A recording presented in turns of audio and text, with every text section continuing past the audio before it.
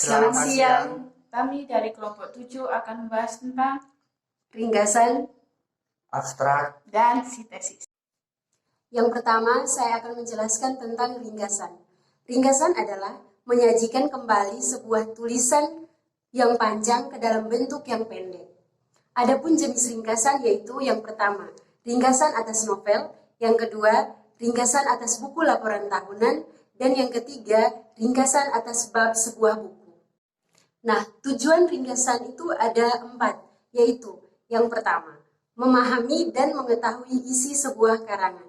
Yang kedua, mengembangkan ekspresi serta penghematan kata. Yang ketiga, belajar cara menyusun karangan dan gagasan yang baik. Dan yang keempat, belajar memecahkan suatu masalah pada suatu karangan. Nah, selain tujuan, ada pun ciri-ciri sebuah ringgasan. Yang pertama, mempertahankan urutan pikiran dan cara pandang penulis asli. Yang kedua, bersifat netral. Yang ketiga, mewakili gaya asli penulisnya.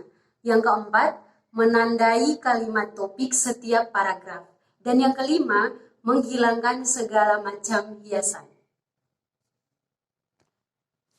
Kemudian, ada cara yang perlu diperhatikan sehingga kita bisa meringkas dengan baik. Yang pertama, itu menghilangkan segala macam hiasan dalam teks yang diringkas. Contohnya pada ilustrasi, keindahan gaya bahasa, dan juga penjelasan yang terperinci. Nah, adapun prosedur pembuatan ringkasan, yaitu yang pertama, tahap membaca. Hal-hal yang perlu diperhatikan dalam tahap ini adalah yang pertama, tujuan dan maksud penulis. Yang kedua, pokok persoalan atau tema tulisan. Yang ketiga, sikap pengarang terhadap pokok persoalan yang dimaksud. Dan yang keempat, sikap pengarang terhadap pembacanya. Nah, tahap kedua itu adalah tahap menyeleksi. Tujuan dari langkah kedua ini adalah untuk memilah-milah bagian inti dan bukan inti, meleksi pikiran utama dan pikiran penjelasnya. Pikiran-pikiran utama penulis dikumpulkan untuk dijadikan dasar dalam penulisan ringkasan. Tahap selanjutnya adalah tahap menulis.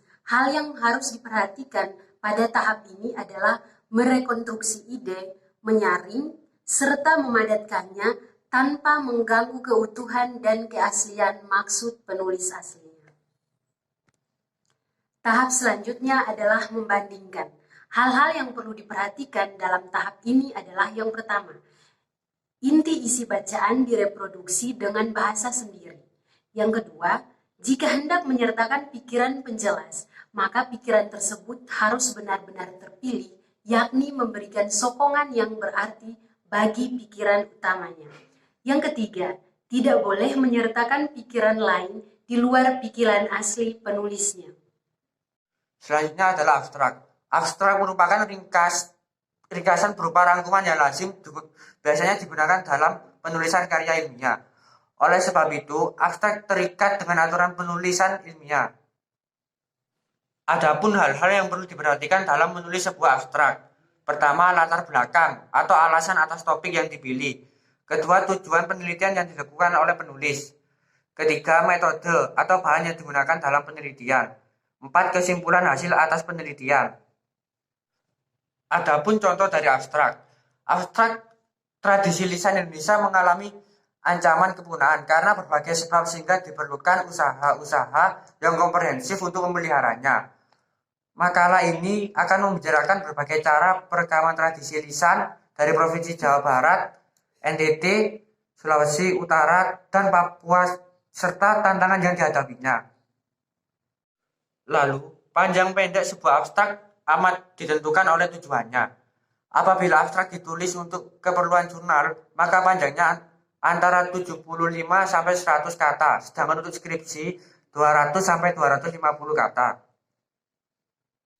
Tujuannya adalah menjelaskan perlunya usaha inventarisasi sebagai tahap awal penyelamatan tradisi tersebut dengan metode observasi langsung yang ditunjang oleh kepustakaan. Penelitian diharapkan mampu merekam secara akurat sebagai tradisi lisan yang ada dalam masyarakat Indonesia.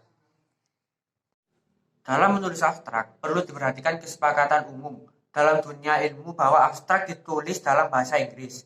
Misalnya, apabila sebuah artikel untuk jurnal atau skripsi ditulis dalam bahasa Indonesia, maka abstraknya ditulis dalam bahasa Inggris.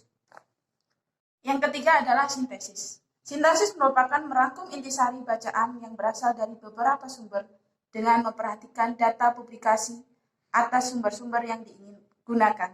Adapun syarat-syarat untuk penulisan sintesis, yang pertama adalah penulis harus bersikap objektif dan kritis atas teks yang digunakan. Yang kedua, bersikap kritis atas sumber yang dibacanya. Yang ketiga, sumber pandang penulis harus tajam. Yang keempat, penulis harus dapat mencari kaitan antar satu sumber dengan sumber lainnya. Yang kelima, harus menekankan pada bagian yang sumber yang diperlukan. Fungsi dari penulisan sintesis adalah sebagai pendapat gagasan atau ide baru yang diberikan penulis untuk memecahkan masalah yang ditemukan. Gagasan ini dapat berupa pandangan, komentar, pembahasan, atau bentuk lain secara argumentatif oleh penulis dalam batas-batas tertentu. Hasil dari sintesis dapat berupa data, fakta, informasi, atau ide pokok baru yang sebelumnya belum pernah ditulis oleh orang lain.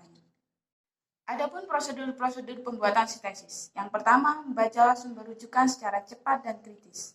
Yang kedua, meringkas gambaran umum dan rancangan yang dipilih dalam sumber rujukan berkaitan dengan topik yang dikerjakan. Yang ketiga, mencatat pokok pikiran yang berkaitan antara gagasan penulis dengan gagasan yang ada dalam sumber rujukan yang dibaca. Dan yang keempat, mencatat kritik penulis terhadap teori yang diajukan dalam sumber rujukan. Sekian penjelasan dari kami. Apabila ada salah kata, mohon maaf sebesar-besarnya.